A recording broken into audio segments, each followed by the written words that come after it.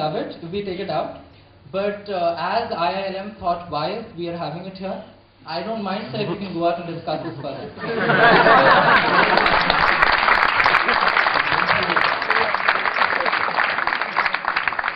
So don't you feel that's an issue of like the tail wagging the dog or attempting to so do? On the one hand, you want to have a moral issue into a debate which has nothing but economics behind it. And yet, when we talk in terms of the moral content of your actions, you say, well fine, I'm morally prepared to do that, but somebody else is forcing me to do to the contrary. So similarly, that's what the developing countries, the developed countries would so say. Sir, 2 points here. I mean, let's just talk about this thing here.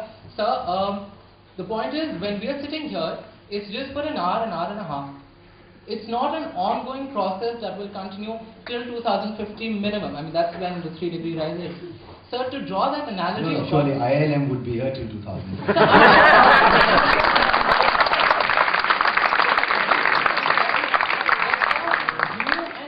And all my fellow participants won't be here debating till then.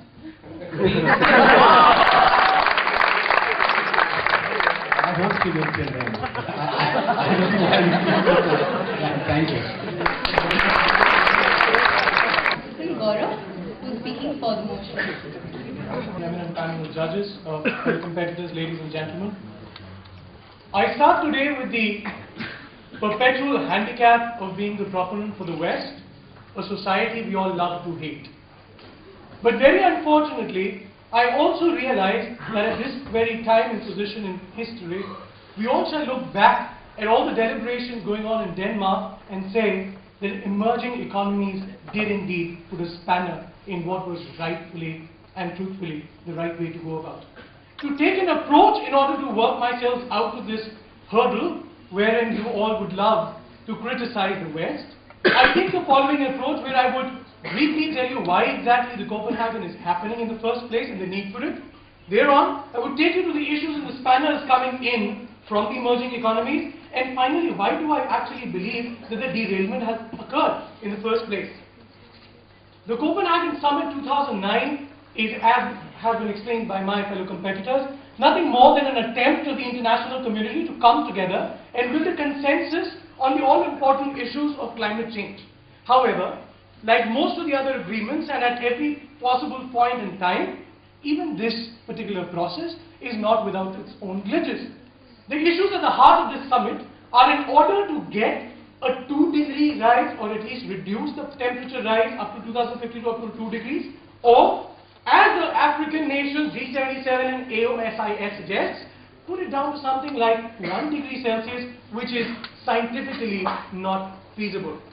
The arm-twisting tactics, however, ladies and gentlemen, of the G77 nations get bogged down by a sheer statistic that I shall now present, along with the mathematical model, which I hope with your fair knowledge of mathematics, all of us would be able to understand. Emerging economies have always given on record a statistic of per capita emissions of those particular countries. If we all do realize, per capita would mean the total emissions divided by the population. It really requires not much of general knowledge to know that India itself is 1.2 billion, China 1.6, Africa 1 billion. Ladies and gentlemen, if you then multiply the number, you'll actually get what is the total emissions of these emerging economies. And then probably we'll be on a similar footing to try and debate why emerging economies are actually being asked to cut down so much and so forth.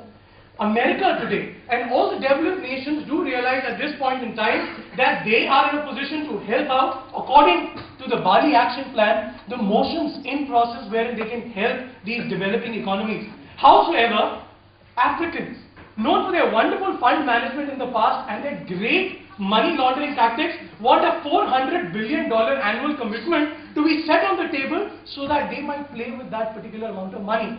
With a Sudanese man who's actually in the chair for the G77, ladies and gentlemen, we are actually forgetting that Sudan and so many of these African nations are the ones involved in all the nefarious activities. Putting my case to rest, ladies and gentlemen, there might be an economics lecturer who tells a child as to what exactly is to be done without the knowledge of that child being at the same level. However, in this case, the child is only acting as an obstinate, stubborn child. Thank you.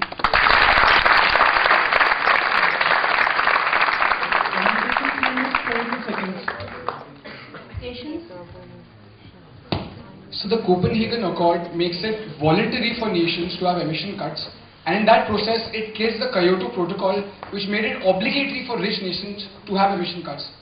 So in that sense the developed nations have not agreed to significant changes, and in that sense haven't they derailed the Copenhagen summit? My friend, the developed nations in first place have come out with this model in accordance with the UNFCCC and the IPCC, which suggests that this is the amount that needs to be reduced in the year-to-year basis, which will help us come down to the 2-degree feasible limit. Now the problem with the emerging economies is that in order to gain the maximum from the current deliberations, they are only trying to delay the process, which in any case has to be initiated someday. If not today, if not the Copenhagen, by what mechanism can we actually start the new process of building a better world? The Kyoto Protocol gave us the instruments of carbon trading and clean development mechanisms which came into place, as a result of which we've been able to reduce the emissions today. So the Copenhagen Summit needs to be going ahead the way the developed economies actually today stated on record. Unless, of course, you propose the emerging economies are doing a better job.